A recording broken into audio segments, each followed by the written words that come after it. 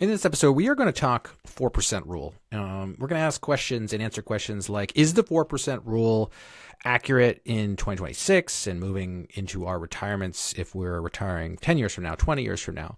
We're going to also answer questions and ask questions like, when it's time, if I'm relying on 4% as my pile grows, how do I actually pull the 4% to fund my lifestyle? Like, I've got RSPs, I've got tax-free savings accounts, I've got my corporation if I am an incorporated business owner, I have registered funds, maybe I have alternate investments, maybe I have real estate. What do I do to live my life and pay my expenses and live the life I've always dreamed of in retirement?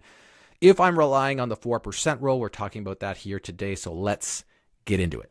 All right, here, John. This is a big one, and it's something that I'll be honest. Like I love it as a starting point. I love the 4% rule as sort of a way for you to kind of get close to a goal. But there's so many nuances to it.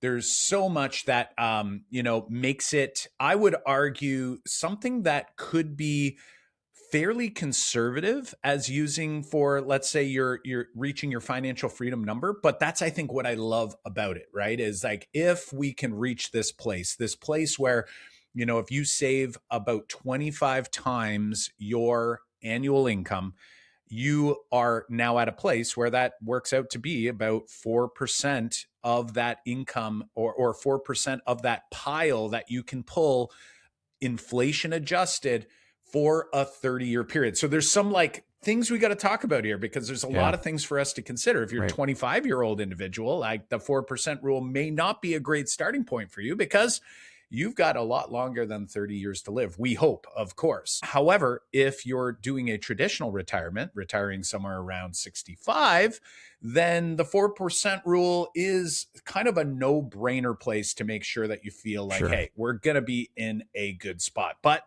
it does depend on where we're invested, how we're invested, and our lifestyle needs and wants. So let's dig in and let's chat a little bit more about the rule specifically. Yeah, because I think I want to be clear here. Like, we've talked about the 4% rule on previous episodes as it's a great for targets. It's a great for helping you estimate how much your actual investments need to accumulate to, so that you can continue to living the lifestyle you want. But what you're going to hear from us here today is, I think what you've heard if you listen to many of our episodes before, is that we focus rather on a system and continued thinking and strategizing, and not just sticking to an actual number and holding yourself to be like, well, the 4% rule, so I've got to follow that. We're gonna unpack that here today. So I think it's a great starting point, get you rolling, but also to help think about, is it 4% this year? Is it a different number moving forward? So we do want to unpack all that here today. So let's get into it, because the 4% rule actually was popular, is actually not popularized, but first came out in 1994 from a study by a financial advisor, William Bengen. And he asked an important question. He asked the question, well, what's the highest I can withdraw from? What can a retiree draw? How much can they withdraw? What's the maximum number they can draw and not run out of money?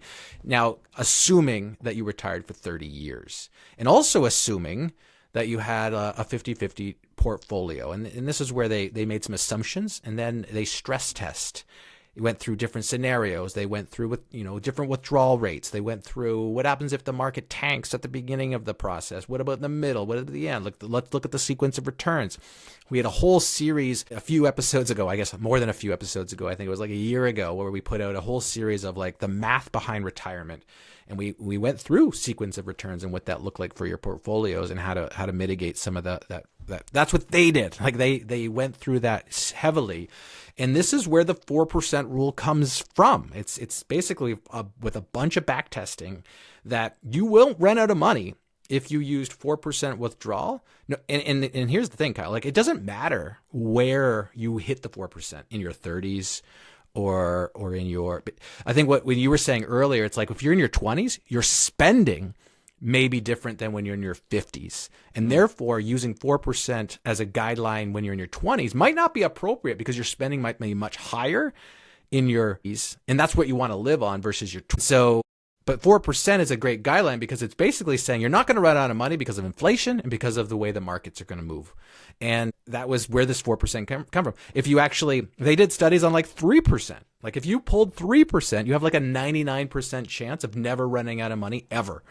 And over a 30-year period, right? 30-year period. So that's the part that I think is important. I just want to clarify, before we move away from it. So if like you were to retire when you're 25, you've got a 30-year runway from then if we utilize what this research is suggesting for us, right? So we have to be very cognizant of that. It doesn't mean that you can't go 60 years and it will never work. It's just that from the data here and from the success rates that we're going to discuss here, that's a really important piece. So, again, over that 30-year period, 3% rule was almost 100% of the time you were going to be successful, right?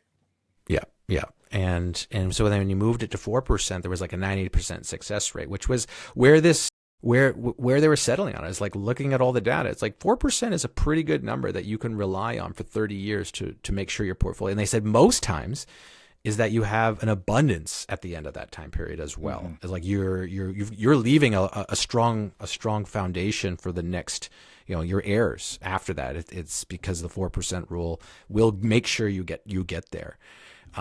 And so basically saying like you can withdraw 4% in a year, which is where this idea came from. You want to increase withdrawals with inflation. You want to invest in that diversified portfolio. This is where they tested 50-50 portfolio.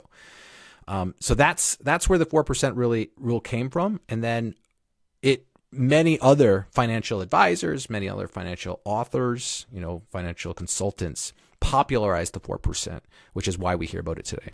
Yeah, 100%. And, this is one of those pieces that like why I like it as a starting point is it really gives you a sense of kind of what size you want to get your pile to, right? Before you start pulling. And the key piece here, and I like you had mentioned this, but I'm just going to sort of reiterate it, is this idea that, we're taking 4% of the pile amount in the first withdrawal year. And then that number is going to be adjusted up for inflation. So there's a little bit of work to be done by the actual retiree here. Like you have to actually pay attention to like what inflation is, right? Now, in a perfect world though, like you take 4% in the first year, inflation may go up. I'm going to argue it probably goes up almost every single year, probably more so than what's reported. But if let's say you didn't actually require to take more the next year, then obviously you're going to just be putting yourself in a much better spot, right? So if we can plan with the 4% rule in mind, because again, we're calling it a 4% rule, but it's not a rule because there's no guarantees here. It's just a starting point. It's kind of like a place that we get to kind of play around with. And then the nuance is that we also want to make sure that we're thinking about this and going like, maybe you're not in a 50-50 portfolio. Right. And maybe that 50-50 portfolio actually doesn't perform, the same way it historically did in the past. Like these are all variables that are going to allow you to either take more or take less. So for example, for someone who's very risk adverse and doesn't want any money in growth or equities or real estate or any other type of asset that has any type of volatility, you're probably going to have to lean lower than 4%, right? So you're going to want to, definitely be on the side of caution there. But if you're in a higher risk adjusted portfolio or a higher risk portfolio, then it's likely that you might actually be able to go higher than 4%. Right. But once again, we don't want to necessarily plan for the stars, right? We want to make sure that we're getting ourselves at a ground level, kind of looking around and going like, am I getting close? So like we get a lot of calls, people come in, they do a discovery call and they're sort of trying to figure out like, will I be able to retire by blank? And it really comes down to at least using this as a very back of the napkin sort of starting point to go, okay, well, how much am I spending? How much do you plan to spend when you do quote unquote retire? And then finally, is that pile going to be able to produce that 4-ish%? And is that going to be enough? And in a lot of times, like we can very quickly kind of come to a conclusion where it's like, we either just need to keep doing what we're doing, or we need to make some modifications to the amount that we want to contribute in order to get that pile to a place where you go, I feel fairly confident that I'm going to have a really comfortable retirement if I utilize this 4% mentality. Yeah. Yeah. Like it was designed to be like failure avoidance, right? Like it's that's where this number comes from. It's not like your lifestyle strategy. Don't think of it that way. Just think of it as like, it's not my portfolio isn't going to break if I have that for those 30 years. So it's not like what's the optimal case here, but that's not what it's answering. It's saying it won't break at 4%. Right. Or so it has a 99% chance. Saying too is like, let's say we had a mega year, and if you took more out in that mega year, it's likely that things are going to be okay. Right. But I might have to also adjust down in a down year, right? Like, so again, it's like if you want to stick to the rule, it's a little bit more maybe rigid, but at least it's like you don't have to do much thinking, and you don't have to like worry about the behavioral, aspect of it. But in reality, it's like if you've got a great sequence of returns in the first, say, 10 years of retirement, it might position you to actually be able to take out substantially more than 4%. Right. But then, of course, on the other side of things as well, if we have a significant downturn or sideways market for the first 10 years of retirement, then obviously we need to adjust from there as well. Well, that brings up the question, like this 4% rule was studied in 1994, and like came up with this then. It's like, well, now it's 2026. Like, does it still hold true? Is it still the right number? Does it actually depend on like the history of the market up to that point? Because if you think about the history of the market up to 94 versus from 94 onwards, because we're like, they're in another, there's a lot of years here where like we didn't test these numbers. And so like even the Globe and Mail recently has published a number of articles that say like, is the 4% rule right? They came up with some of a study and referenced a study that basically was saying like they used a 60-40 portfolio, Canadian U.S. equities, that split. They looked at, hey, the 4% rule still holds true, but it's on the low end. And I think that's some of the recommendations right now is that, you could have or could start thinking about 5%, 6% or 7% and still see significant, your assets in 25 years to 30 years. But but here's the thing, just don't actually throw out the 4% and go like, I can just withdraw more. I think the message here is what you've already stated, Kyle, is that flexibility is king. And what you want to be able to do is go like, I'm not going to just stick to a number. What I want to do is be flexible to go, hey, in good years, I want to make sure that I pull what I need to pull. But I want to be able to pivot in down years so that I only really need to pull what I really need to pull. Like, hey, this year, 4% actually pulls or 5% actually pulls way more. I could go on a vacation. Now I could pay for my whole family to go on vacation. Maybe you do it this year, but in a down year, you're like, no vacation this year. Like you got to be able to be flexible to be like, I want to be able to do what I want to do, but also know that I'm going to be safe in the long run.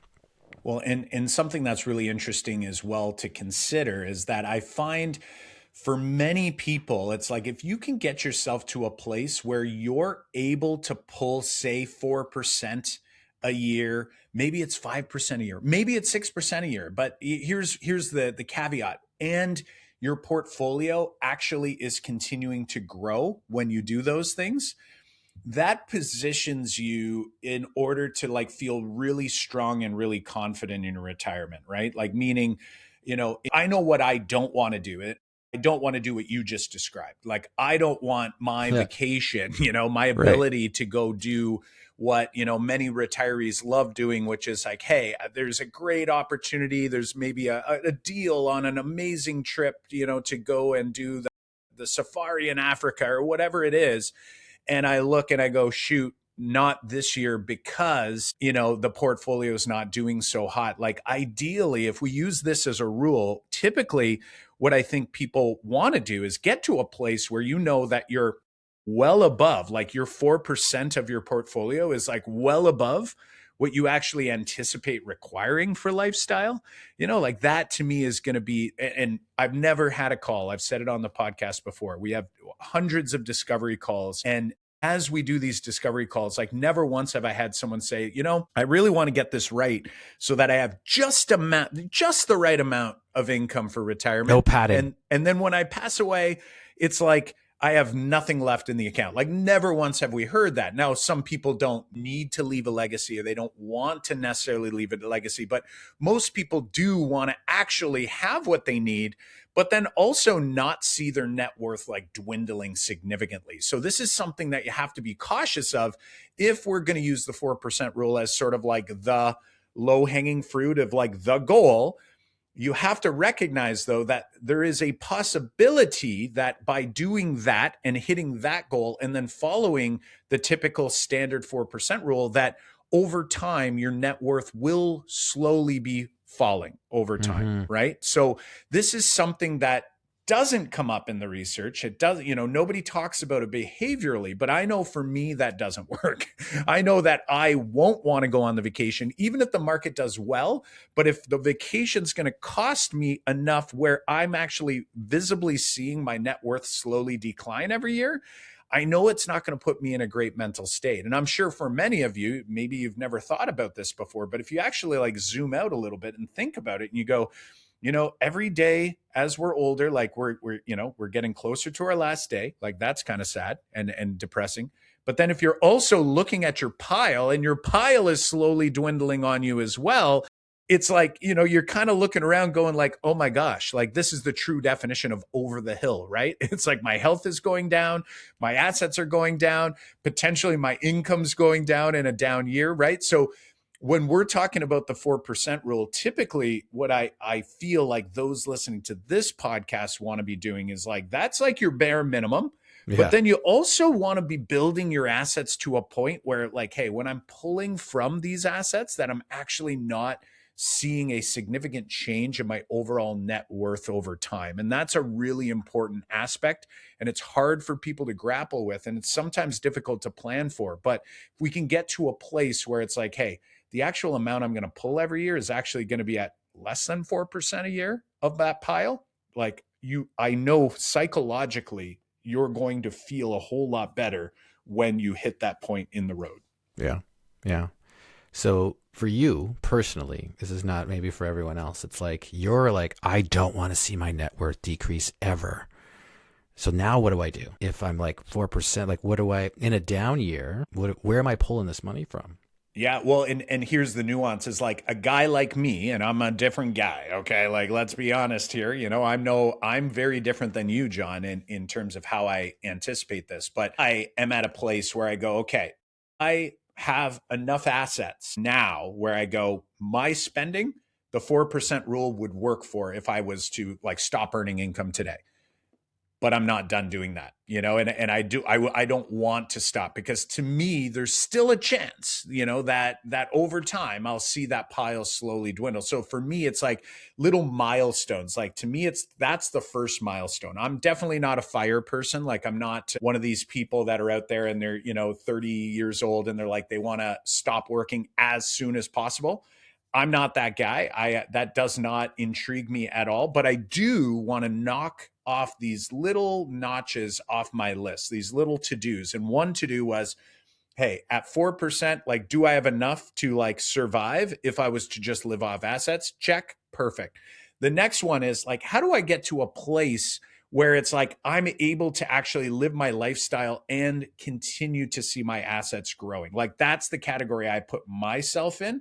Mm-hmm. And I also like to leave in there a little bit of, we'll call it buffer zone, where it's like I can freely spend and it not actually impact my net worth in a negative manner. Now, I suppose any spending you do affects your net worth. It would be bigger Sure. if you kept it. But what I mean by this is where it's like, it's actually not going to like hinder the continual growth of those assets. And I think for me, that's who I am. That's kind of what I strive for from a financial perspective. And again, totally respect those who are like, my time on this earth is limited. I don't want to work a 9-to-5 job and I want to be, retired by 35 or 40 or whatever the number is. Like totally respect it. just a very different, Mm-hmm. sort of mindset for me. Tell us a little bit about yours. Like when Yeah. you look at your financial goals and objectives, where does your head land? Is it sort of like hey, as long as I got the 4% rule down, I'm good to go? Or like, is there something, kind of in the background that's also on your list? Yeah. No, I think you've got the way that I think you phrased your strategy is that you want to live the life in the principle of finance that you're living already, which means like I want my spending to always be below my income because that will always make my net worth go up. And in your retirement or when you're Financially when free you hit or, your financially free number, if the 4% rule holds there, you still want that to be the case. Mhm. Like you still want to spend less than your income. Then if your income is now pulling from your portfolio, you're like, I want to pull less than I could because that keeps my net worth going up every year. And that's an important principle you want to live by. I think when I think my mindset is still like that's probably that very entrepreneurial mindset. And I think I'm still not there with you yet. And I try to be because I think I'm still of the pension mindset. Mm. If I know that this is going to actually have the 99% success to live with that flat income year to year, then my mathematically minded brain goes, I can make that happen. And that when I hit that number, which is probably the 4% rule, check. Hey, I can do it. Check. I'm okay. And we can make, I can live off the pile and I know that I can be 100% okay with my pile going down every year. Mm. Knowing that the math and my habits and my projections say I'm good until Right. I'm 99, or 100, because I know that in my 70s to 90s, I'm going to spend a lot less than I spend from my 50s to 60s, from my 60s to 70s. And when I think about my buckets, I can pull in different bucket strategies. And it's likely that what we'll do is, because we're going to talk about that today, is we'll talk about that on the next episode, is where do I pull the money from? RSPs, tax-free savings accounts, my corporation. We'll get more specific because we're getting into like philosophically who we are Well, right now. I was going to say, like, I didn't recognize before we hit record that this is first stage of the four Right. stages that we talk about, right? Right. Like the first stage is vision, and you'll never be done that process. I don't think anyway. I don't think we can ever get to the place where it's like, it's completely 100% clear or that it's set in stone. Like you might maybe be clear for a while, but then maybe it changes or it modifies, right? Like I always say, the person I was 10 years ago, I had no idea I'd be who I am today. And I pretty positive that 10 years from now, I'm going to be a person that I can't really predict from today as well, right? So it's very difficult. Things change over time. We learn, things in life change in terms of their relevance and importance. So these are really important aspects. Everyone's different. And interestingly enough, a lot of people that we work with here at Canadian Wealth Secrets, and I had met with someone in person yesterday, fascinating individual, has had a really interesting story, has grown a massive real estate portfolio, over $50 million in real estate assets. And he just feels like he's not at a place where he can slow down. And it really comes down to, in my opinion, comes down to him needing to spend more time in the vision stage and really trying to understand like what's keeping him going. And I would argue he and I are very similar in that, if we can get him to better understand like why he's motivated to do those things. There's like part of it is like, the thrill of the hunt, right? There's the, hey, I want to go find the deal. I want to go negotiate a great deal. Like those are all great things, fun things.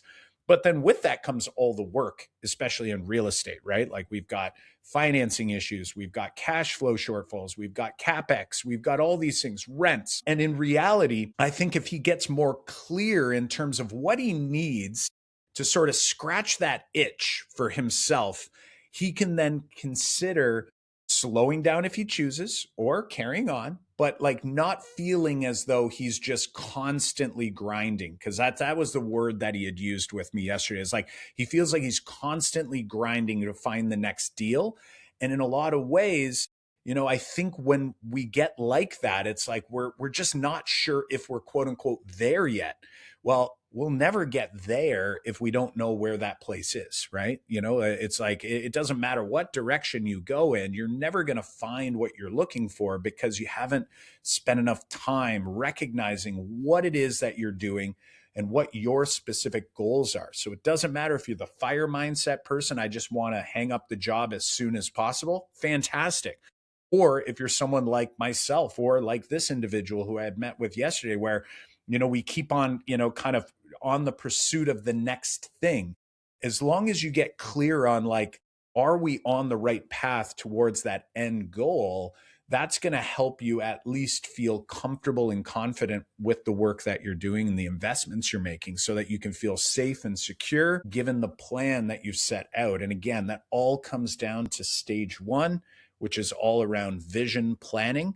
So when we talk today about the 4% rule, I think this is a really important sort of segue into getting you to look at that stage a little more closely to go, if you use the 4% rule as a very, very basic starting point here, what do you want if you were to quote unquote hit that place? Like, do you want the 4% rule to be like just enough? Are you like, I want that 4% rule to be the money that I need for my own spending, but my other income we're generating from my assets are actually growing my net worth? Mm-hmm. Like, is it somewhere in between? This is a really important work that I think as we start 2026, I think is a really important thing for all listeners to kind of do and start contemplating. Otherwise, you're going to continue trying to move the pawn pieces around the chessboard, but you're like not going to know like which direction you should be heading. And you're not going to understand when have we actually won the game that we're after here when it comes to wealth building and investing.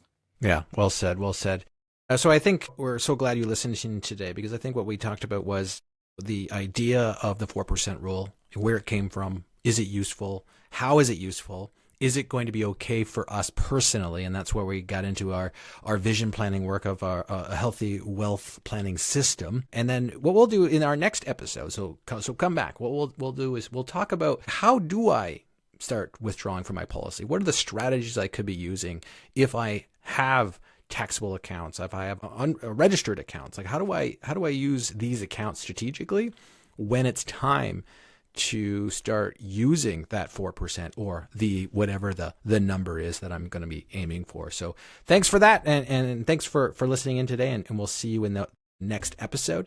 Just as a reminder, if you would like us to help you with some of the vision work and the strategy work, we do this. As Kyle mentioned, that we meet with investors, business owners every single day. We help them with their planning and their structure of their financial systems. You can do that. Head on over to CanadianWealthSecrets.com/discovery. And maybe we'll be talking with you about how we can help you structure your healthy financial system. Another reminder here is that the content you heard today is just for informational purposes only. Should not construe any of the information as legal, tax, investment, or financial advice. Kyle Pierce is a licensed life and accident and sickness insurance agent and the president of corporate wealth management here at Canadian Wealth Secrets.